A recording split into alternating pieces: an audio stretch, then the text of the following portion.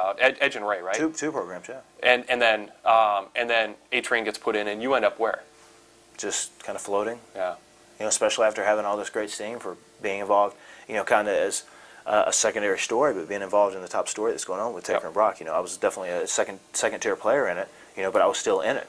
Within the WWE structure, how Vince McMahon has it set up, if you think something is done unfairly, something is done in a way that is just a rug, you know, just pulled right out from under you, is there can you go, you know, knock on his door and go, hey, you know, I just want to make you aware this seems unfair, here's what happened? Or is that being a crybaby, or do you get a reputation for you know, going above people's heads? I did ask about it.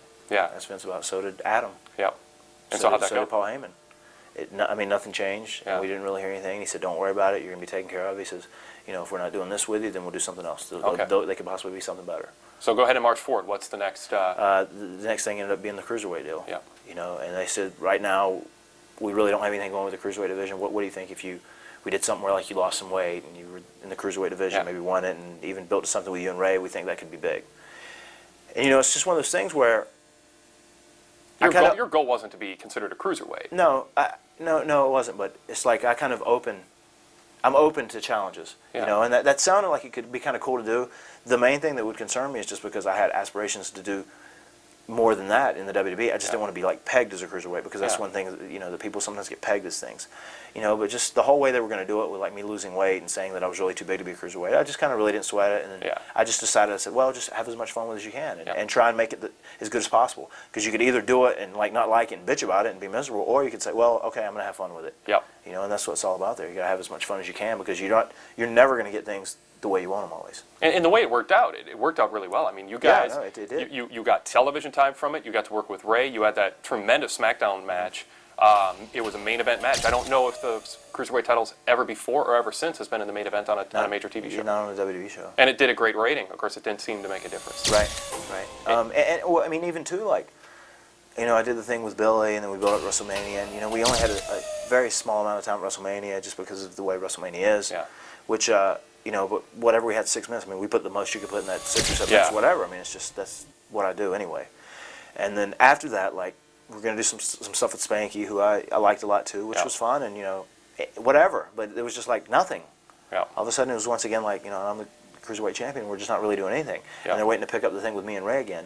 And eventually they do, and once we had that for 2 or 3 weeks and we kind of built to it, it was really good. And even there were a couple promos in there that I thought, there was one promo that Ray and I did face-to-face I thought was real strong, just with me as a heel. And I'd got, if you go back and watch that tape in Anaheim, just at the amount of, like, signs that I'd had, there was so much, people were really behind me. And I thought, like, if you were going to turn me babyface, like, it'd been the time to do it right after that. Or definitely I should have been moved into something at the next level, a U.S. title, something, Benoit or Eddie Guerrero. And that was actually talked about, but just stuff never came to be. And that's just, like, been, like, the story of my career. It's just, like, all this great stuff's talked about, but it just doesn't come to be. And what happened with, after the Cruiserweight program came to an end, what was next for you? It was going to be in the U.S. title tournament, and hoping to either become the champion or work against the champion or something to that effect. And then just the way things went is first round match, I wrestled Rikishi and beat him. And even at that point, we were in Madison Square Garden. It was cool. It wasn't overwhelming, but there was a chant like, let's go Hardy, during the match. You know, because Rikishi was one of those guys too, like, especially in New York, man, at the Garden, where, you know, he'd just been kind of doing the same thing for a long time, and, you know, people were ready to see something new and different. And I was something new and different at that time.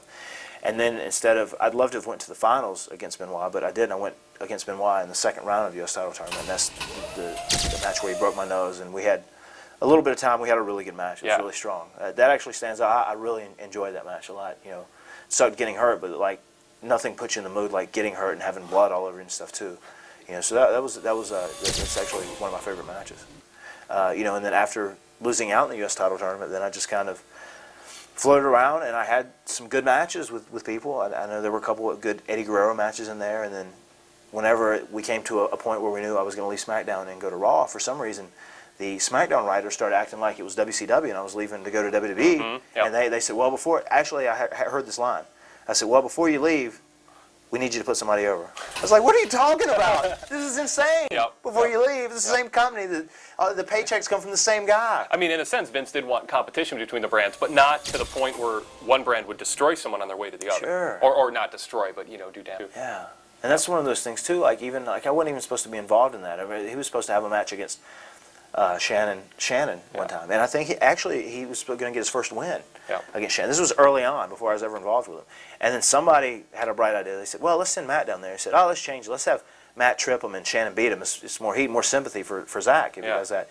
And then somebody came back and said, "Oh, let's make it even worse. Let's have Matt fuck him and he loses. And let's have Matt go in and twist the fate him a couple times." And I was like, "Oh God, I know where this is going to lead. This is bad because I'm going to get involved in something here." And lo and behold, that's what happened. You had mentioned Zach Gowen, and that was one of the, I don't want to say one of the more memorable situations, but he was a memorable wrestler. He was a one-legged wrestler. He lost his leg to cancer as a child, comes into World Wrestling Entertainment, and he gets a push very quickly without a lot of experience. And from what I've heard, his locker room conduct was a bit of an immature disaster. Well, first off, I'll just say Zach, when it came to wrestling me, he did pretty good for a one-legged man in an ass-kicking contest. Anyway, You've been waiting to say that. No, I didn't. I just popped in my head there. But anyway, I don't know. I mean, he was actually really nice. He was very respectful to me, just because I mean he was still young too, and he'd probably watched me, years prior. And we did the thing with Zach and whatever. I don't know, I've lost to anybody you can. I mean, winning and losing just becomes irrelevant at some point. I mean, although it's not like it's just not cool to lose all the time, especially in this given profession. But you just have to get over it. I mean, you just have to think about. You have to make your most important mindset. Just I have to perform well, regardless if I win or lose. You know what I mean? Because you can only do what you're given the power to do, and that is perform and do it as good as possible. Yeah. Zach, I guess what happened is after he took a little leave of absence from after we did our thing, he was hurt or something. He went to Louisville for a little while. After I guess he did a deal where Brock had broke his one good leg or whatever. He went to Louisville for a little while. Threw him down the stairs, actually, I think. Yeah, and he went to Louisville for a little while, and I think down there he was just kind of he had a case of the big head, is what came back just from the other people. Like, well, these people, I don't need to be here because I'm on, SmackDown or this, and that. Matt Hardy. The thing, whatever. Yeah, he hadn't yet. He would in the future, but he hadn't yet at that point. But anyway, there were just I think like some attitude problems with him is what I got back. And like I never experienced them firsthand. Yeah. But I just think the thing is just like if you take a young kid and put him in this environment and have him work with Hulk Hogan and Vince McMahon and all the top stars, it's overwhelming as it is for me after being so humble and getting there to be involved in this. And you just have to always kind of try and keep yourself in check. But just to put somebody who is literally a young kid in that situation, it's easy for it to happen. It's almost unfair to him. And I think it was probably some of that. Yeah. Yeah. And did you enjoy? But you enjoyed working with him, or I mean, it's a challenge wrestling somebody with one leg. I mean, that's a completely different. I mean, it had to limit the things you could do, and you had to be very creative. Was that one of the bigger challenges? Yeah, it was. It was interesting to do it as a challenge, I guess. Yeah.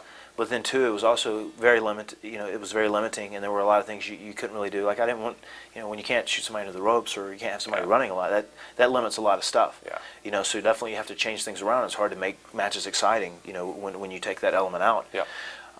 And also too, it was. It's nothing against him or nothing against anybody that would be missing a limb. It was also very disturbing too to wrestle him. Yeah. It's just an odd thing. I remember we would do a spot where I would.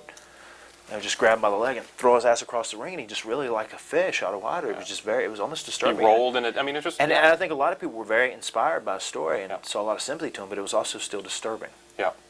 Yeah. But I guess it's pretty amazing to say that he's a one-legged guy that actually made it and was in the WWE for a short amount of time. So anyway, you convinced Vince to let you move to Raw to be with Lita, and it just seemed like one thing after another just kind of didn't go right once you got there. Either bad luck or whatever, but kind of just in a nutshell, talk about what happened with your jump to Raw and how things didn't go the way that you hoped they would. Right. I just thought for the longest time, like especially, like I pointed before, like after the Mysterio match, like I should have became a babyface. And it's just with me being a smaller guy, and just like my style and even my look, it's just I'm more suited for that role if given the opportunity to perform the right way in that role. Yep. That's a big point. But anyway, I came back and I was a heel, and then there was an instant where. I think Amy said some things out of place, which we were just kind of associated together, so then I said stuff out of place as well, but just because she did. Yeah. And then, kind of put on the back burner. There was one time I was going to do something with Maven. He actually had a broke arm, so it was just kind of a string of bad luck. We were coming up to WrestleMania 20. There was an idea floating around about me doing something with Mark Henry, and he completely tore out his shoulder, so he went in for surgery, so then I was just out of luck again. So it was just like one of those things where it was just... That was the time Mark Henry got hurt? Yeah. That was that one time? Oh. Yeah, yeah. Oh, yeah, that one time. That was the one time. That was the specific one time.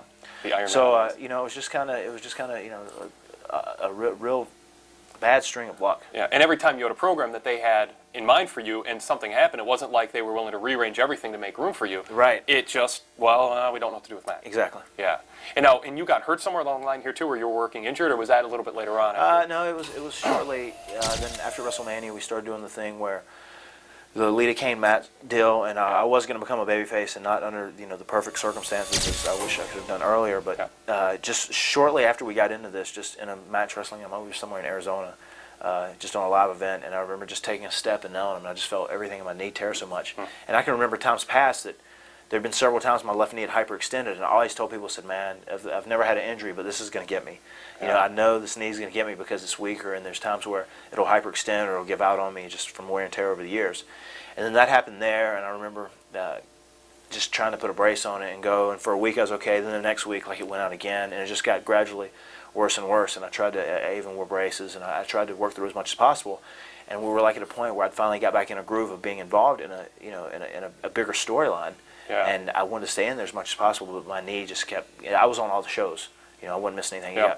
Just really bad, really bad. You knew that something was wrong. I knew something was majorly wrong. I was just trying to knock on wood and hope it was a minimal case scenario. Yeah. But I went and got an MRI. I was in Richmond, Virginia when I did that, and I remember the original MRI came by. The first doctor that looked at it misdiagnosed it, and he just said, well, I just think he's got his meniscus is torn real bad. He can get it scoped and be out for 6 weeks or something. And then another doctor looked at it. He said, no. He says, well, I can see your meniscus is torn. He says, maybe the reason this doctor couldn't diagnose your ACL is because it isn't there. It was just like nothing. The case of the missing knee? The Yeah, missing the knee case part? of the missing knee part. Yeah. There was nothing there, nothing left. Yeah. And he said, it's not like, there's just, fibers or whatever hanging around. He says, it's just gone. Wow. And at that point, Is that just years of wear and tear, or is that one incident that makes just that years of wear and tear? Okay. Yeah. Years of wear and tear, and then it got to the point where it probably had a small tear in it, and then I just kept tearing it more and more and more. And I just kept trying to work through it, just hoping that it would be okay. Yeah. That's definitely the wrestling mentality. Now, were you happy with the way the Kane Lita situation was going? Because it was confusing. In some ways, people are watching this, and it was frustrating to get squashed by Kane, and then something would happen this week, and the next week there wouldn't be a reaction that would seem natural, the way a real human being would react to something the week before.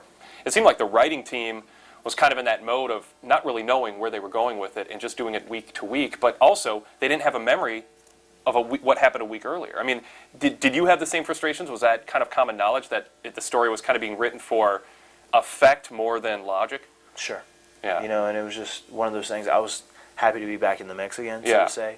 But, week in and week out, it definitely, for myself and Amy, we were both like, ugh. And how about Kane?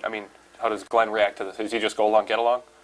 Yeah, he's just, all three of us are actually pretty cool with whatever, as far as that goes. But it was just, I don't know, it was just something they were trying to get people's attention on, and they did. But just there were a lot of small things that could have been so much better in there. Yeah. You know what I mean? Yeah. And it just put me in a very odd spot as far as being portrayed as the good guy in the role too. It's just because I just felt like being in love, but then having all this bad stuff happen. I just felt such a pussy. I was going, well, I'm going to be a heel out of this. Yeah. Because that's what. If I was watching this and I saw this guy, I was like, he didn't do anything for me. It's like, what a pussy. Yeah. But whatever. It's just one of those things. You're given what you're given. You make the most out of it. So let's fast forward. You ended up having to take time off. You had major surgery. You're out for a very long time. Then you come back, and what's waiting for you? What do you think is waiting for you? Well, I'm trying to think about if I'd heard the ideas first. Well, I know I was supposed to be clear by the time. There was an attempt to be clear by the time the shows were in my hometowns. Okay. May 7th, we were going to be in Raleigh, and then a couple weeks later, we were in Fayetteville and Columbia because I was going to be on the shows. Yeah. So I kind of pushed it hard. I was given 9 months, I think, to recuperate, and I was ready at 6 months, which is pretty. I even felt like at 5 months I could have went. I wouldn't have been 100%. Yeah. But that I could have went because I was busting my ass in rehab trying to get ready.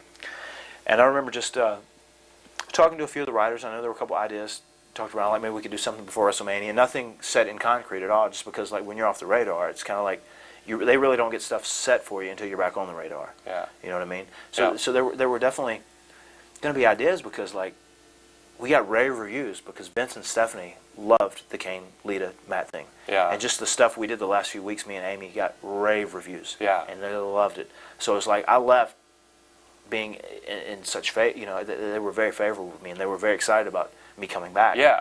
Because they were so into what I was doing before. Obviously, there was going to be something for me to do.